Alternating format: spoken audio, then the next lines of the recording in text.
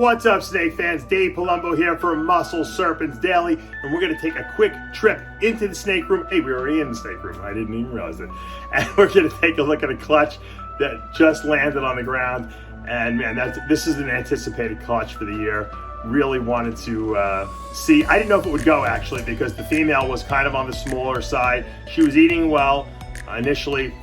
She had the age on her, but she was a little on the small side, like I said, and I thought maybe she would go this year, maybe definitely the following year. She went. Let's take a look at the clutch. No more talking. All right, guys, we have a really highly anticipated clutch today, and right here I'm holding is, I believe this was the world's first at the time. This was a banana orange dream Freeway that I produced that was possibly head pied. So I couldn't tell. If you could tell, you can't really see. There's no train tracks on this thing. He's got a, because of the orange dream, he's got a clear belly.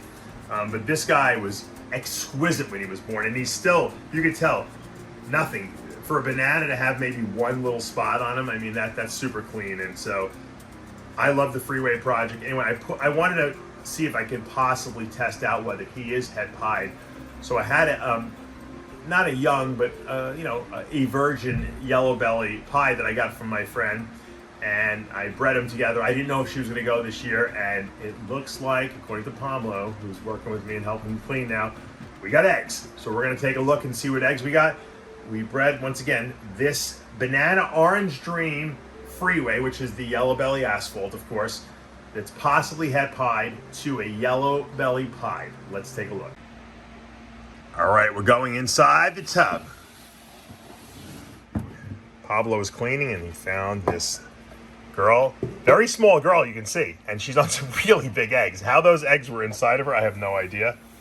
But we're gonna pull her, we're gonna wash her off, and then we're gonna see what eggs we got there, and we're gonna candle those eggs and see if they're good. They look pretty good from what I'm seeing. I don't know how many are under there yet, but we will figure that out, and then we'll put those in the incubator. Let's see. There's not that many eggs here, Pablo. It looks like we got 4 good ones, 1 slugger, and she's definitely empty. You can see that. So Pablo's going to take her to the sink and wash her off. Actually, you know what? Let's go and show the our procedure we do to clean these off, because we want to get the egg smell off of these snakes so that they start eating right away. If they smell egg, that's why I always wash out the entire enclosure and the female, because we want to make sure that once again, the quicker they start eating, the better chance they are to breed again at the end of the season.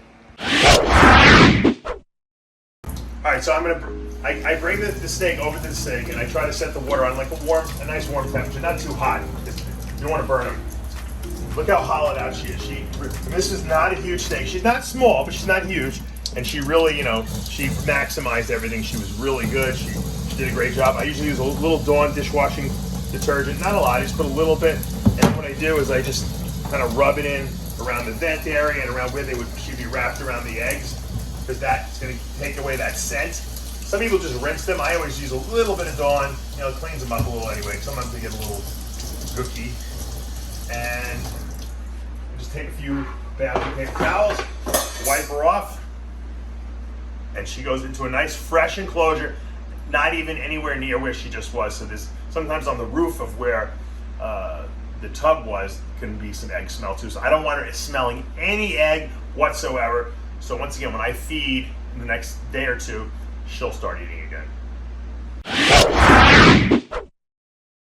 All right, guys, the reason we're standing in the dark is because I'm going to show you how I candle my eggs. I've shown you this before, but it's always good to get a little refresher course in this. So come over here. All right, so what I do is I put my light for my phone against the egg, and you can turn it, and you can start seeing. You see these vessels? There's a lot of vessels here, and this little blood clot, it looks like almost that's your embryo right there. And there's your little air bubble where they breathe through the surface. And when you find this is the side up. I usually put a nice mark here with a magic marker in case it rolls. I'll know which side is the right side up. You don't want this to go underneath, because then they can't breathe, the eggs, and the embryos will die. So, and not always, but you don't want to risk that. So you do that. So this is up.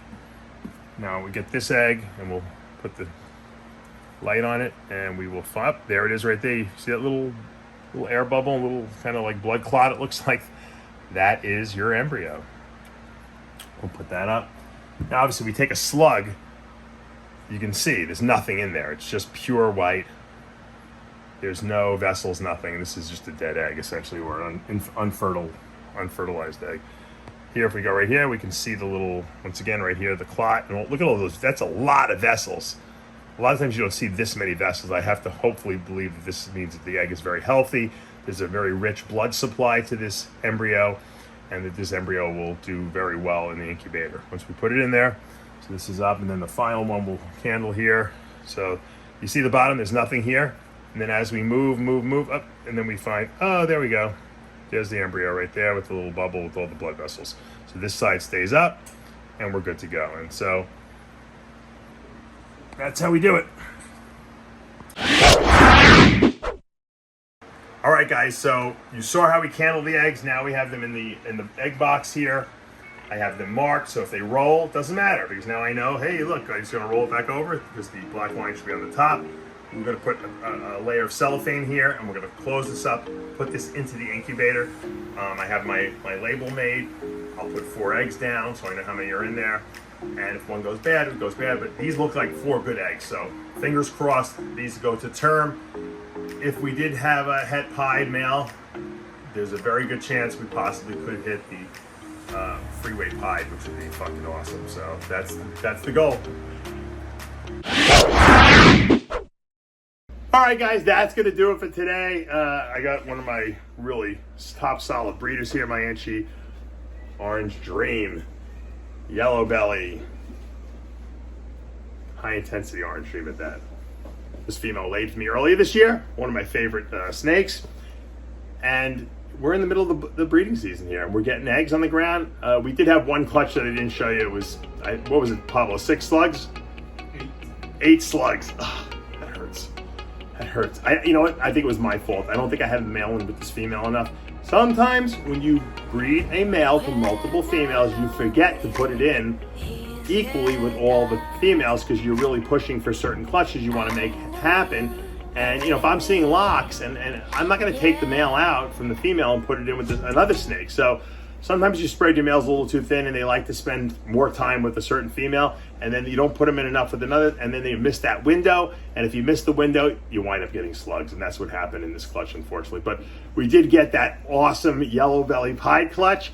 Will we produce Freeway pieds? Who knows? I don't know if my banana orange dream Freeway is going to prove out to be het pied, but regardless, we're going to get hopefully some Freeway het pieds along the way, and I'm sure we'll have some ivories that we don't know what they are because the ivories are going to be white snakes. But hey, this was a really exciting clutch for me. I was hoping it was going to happen, and you know what? I really would love to see, you know, I love Freeway, so I'd love to see a Freeway pied. All right, guys, I hope you're enjoying all the coverage. If you are, make sure you hit that subscribe button, turn on your notifications, hit the like button, and we'll see you back tomorrow morning.